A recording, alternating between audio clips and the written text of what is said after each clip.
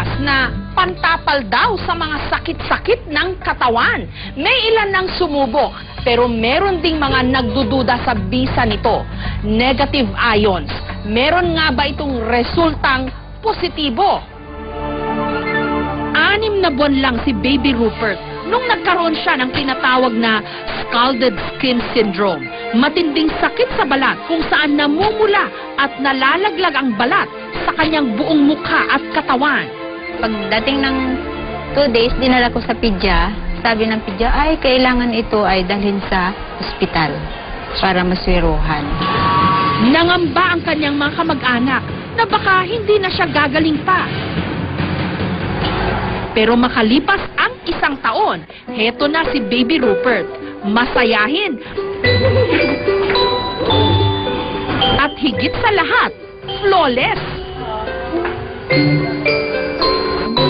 Ang nagpakinis daw sa kanya, sanitary napkin na may negative ions.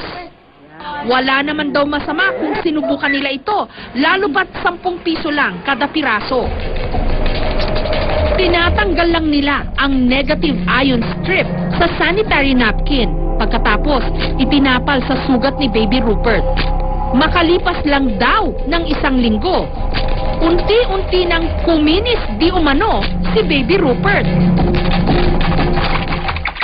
Sa internet, may pag-aaral na nagsasabing may natural daw na kakayahan na magpagaling ng iba't ibang klase ng sakit, ang tinatawag nilang negative ions.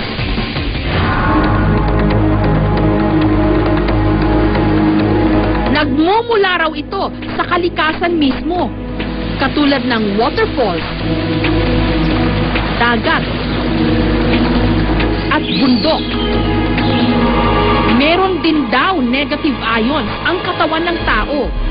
Pero sa ibang bansa, meron ng mga inilalakong bra, damit, medyas, bedsheets, at maging detergents na nilagyan rin daw nila ng negative ions. Pero ang nakaka-intriga talaga, sanitary napkin na may negative ions? Meron itong green strip na itsurang adhesive bandage sa gitna ng napkin.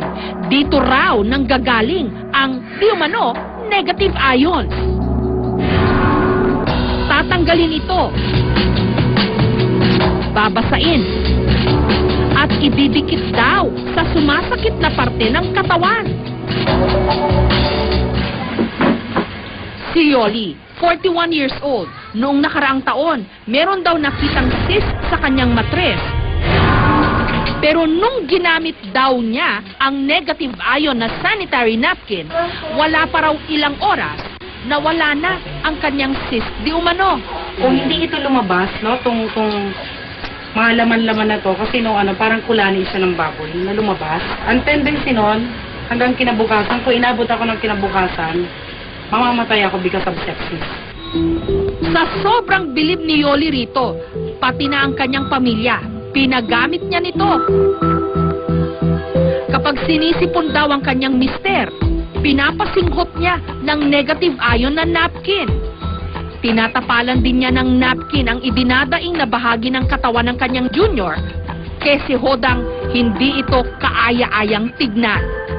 Nung una, ina-announce ka nila siyempre, yak, ano yan, napkin. Pero nung na-try nila, lahat sila ngayon nakaano. Kaya naman para makaiwas daw silang lahat sa sakit, tinadtad ni Yoli ng negative ion strips ang kanilang buong bahay.